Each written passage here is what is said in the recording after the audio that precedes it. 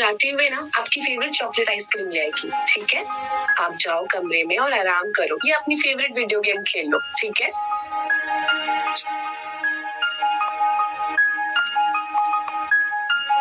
सीधा कमरे में ही जाना, okay? Mamma loves you and she miss you a lot. बाहर जाने की जल्दी में अनिका एक बात भूल रही थी कि उसने अपने कमरे का दरवाजा बाहर से बंद किया था। फिर भी रिया रूम से बाहर कैसे आ गई थी? तभी एक टॉल और हैंडसम आदमी होटल के टॉप फ्लोर के कॉरिडोर में तेजी से चलता हुआ आता है। ये आदमी था मारवा इंडस्ट्रीज का सीईओ रोहित मारवा।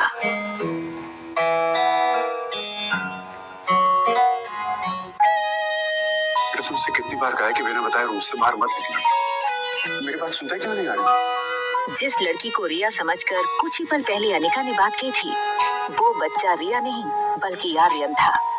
रोहित मारवा का इकलौता बेटा आर्यन, मारवा इंडस्ट्रीज का इकलौता वारिस। और इन सब में सबसे मजेदार बात ये थी कि रोहित का बेटा आर्यन और अनिका की बेटी रिया दोनों की शक्लें एक दूसरे से हूबहू मिलती जुलती थी।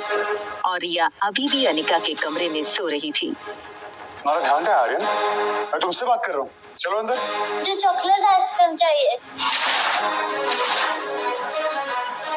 ये सुनकर रोहित थोड़ा हैरान हो गया। हमेशा गुमसुम और गुपचुप रहने वाला आर्यन का बर्ताव आज रोहित को कुछ अजीब लग रहा था। आर्यन के गाल पर लिपस्टिक का निशान देखकर रोहित हैरान हो गया।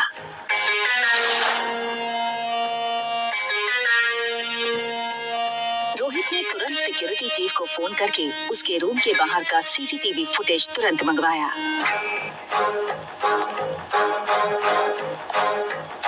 फुटेज में रोहित ने जो देखा वो देखकर वो दंग हो गया। आर्यन एक ऐसा बच्चा था जो किसी अजनबी से तो दूर बल्कि रिश्तेदारों से भी ज्यादा बात नहीं करता था। ना ही उसके पापा के अलावा किसी के साथ मिक्स होता था। लेकिन सीसीटीवी में आर्यन ने एक बिल्कुल अजनबी औरत को अपने पास आने दिया, यहाँ तक कि उसे किस भी करने दिया। ये बात रोहित को बड़ी अजीब लगी। दूसरी तरफ अनिका गुलेरिया हाउस पहुंच गई थी। गुलेरिया हाउस उसका अपना घर। कामिनी यानी अनिका की सौतेली छोटी बहन, उसी के बर्थडे की पार्टी चल रही थी।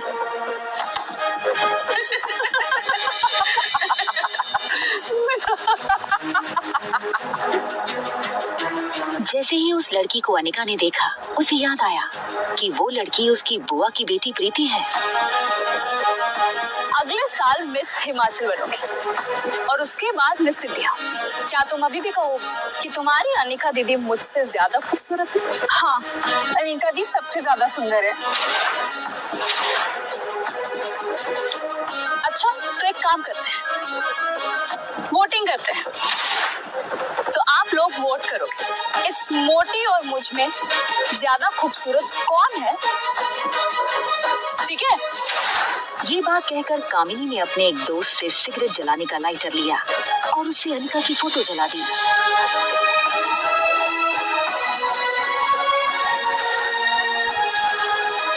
दूर खड़ी अनिका चुपचाप ये सब देख रही थी।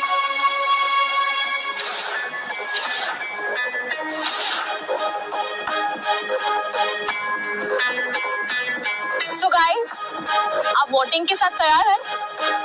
तो बताओ मुझे कितने वोट? कामिनी कामिनी कामिनी कामिनी कामिनी कामिनी कामिनी कामिनी। बेचारी प्रीति, सारे वोट्स तो मुझे ही मिल गए और तुम हार गए। चलो कोई बात नहीं, अब हार ही गए हो तो इसकी सजा तो मिलनी होगी। तो तुम्हारी सजा ये है कि तुम्हारी इस खूबसूरत मोटी दीदी की फोटो तो मैंने इस जूस के ग्लास में डाल दी। तो बस तुम्हें अब इसे पीना। चलो। दिल ना की अनिका को बचपन में छोटी बुआ से ही माँ का प्यार मिला था और प्रीति मानो अनिका की कजन नहीं बल्कि सगी छोटी बहन हो। अनिका दी हाँ?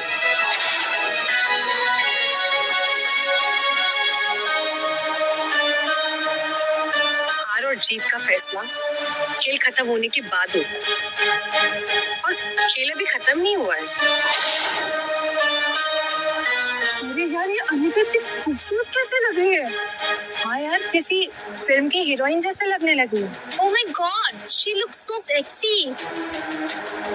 जीत किसकी हुई है ये तो पक्का हो गया है। तो अब जो सजा तय करी थी वो पूरी कर ली जाए। चलो पी लो। तभी ग्लास टूटने की आवाज सुनकर गौतम और अनिका की सौतेली माँ मनीषा वहाँ आ गए। पापा, मम्मा देखो ना, ये अनिका मेरी बर्थडे पार्टी में आकर मेरी पार्टी खराब करना चाहती। मैंने तो बस इसे इतना कहा कि तुमने अपना वजन कैसे घटाया, और ये कहने लगी कि मैं तुमसे काफी खूबसूरत हूँ और तो तुम्हारी औकात ही क्या है मेरे साथ। सबके सामने मेरी इज्जत थी पापा। बस करो अनिका, बहुत तमाशा हो गया।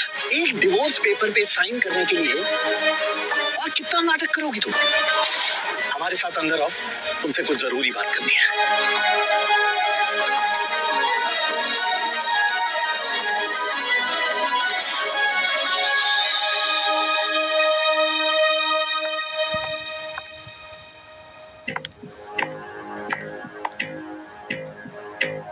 6 साल बाद अपनी बेटी से मिलने की कोई भी खुशी न जताते हुए वो सीधे मुद्दे की बात करना शुरू करते हैं। देखो अनिका, जो हो गया सो हो गया। हमें और परेशान करके तुम्हें क्या मिलेगा? तुम मेहरबानी करके इन 2 कागजात पर साइन कर दो। मैं तो सिर्फ डिवोर्स पेपर साइन करने आई थी। ये दूसरे पेपर्स? दरअसल तुमसे डिवोर्स लेने के बाद हम, यानी कि मैं और तुम्हारी नई माँ, ये चाहते हैं कि कुणाल और कामिनी की शादी हो जाए। कुणाल को भी इस शादी से कोई एतराज नहीं है और कामिनी तो पहले से ही कुणाल को चाहती थी। बस कुणाल के दादाजी की एक ही इच्छा है। दरअसल तुम्हारी माँ के गुजरने के बाद उसकी जो फार्मा कंपनी तुम्हारे नाम हो गई थी, वो कंपनी तुम अपनी छोटी बहन कामिनी को शादी में तोहफे में दे दो। मैंने सारे कागजात तैयार करवा दिए हैं, बस तुम इन पे सिग्नेचर कर दो।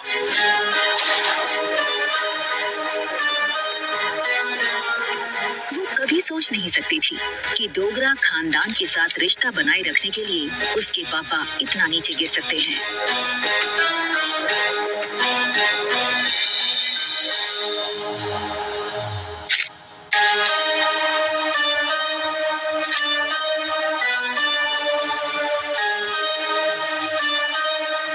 अपना कहलाने को इस दुनिया में इस कंपनी के अलावा मेरे पास कुछ नहीं है।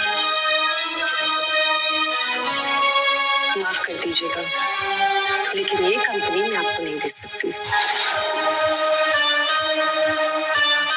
क्यों हमें बर्बाद करने पर तुली अनिका? वैसे भी बिन ब्याही माँ बनकर जो समाज में तुमने हमारी इज्जत उछाली, वो कुछ कम है क्या? जो अब अपनी बहन की जिंदगी बर्बाद करना चाहती हो तुम?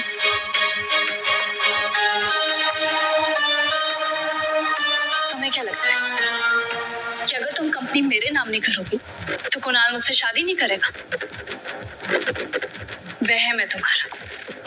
कुणाल मुझसे शादी इसलिए करना चाहता है क्योंकि वो मुझे पसंद करता है, ना कि तुम्हारी उस फैक्ट्री के लिए जैसे उसे तुम्हारे साथ करनी पड़ी। लेकिन तुम ये सब नहीं देख सकती हो क्योंकि तुम मुझसे बचपन से ही चलती हो। कौन किससे जलता है ना, इसका नमूना तुम बाहर देख चुकी हो। बचपन में अनिका का फायदा हर कोई उठा ले जाता था। आज अनिका को इस तरह सबके अरमानों पर पानी फेरता हुआ देख सब लोग गहरे शौक में थे। समझती क्या हो अपने आप को?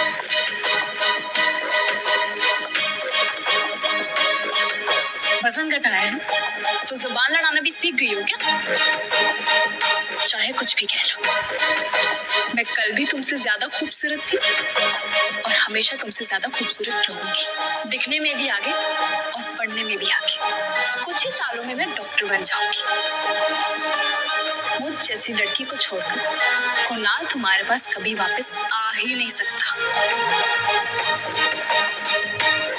ठीक है फिर एक और शर्त लगा ले।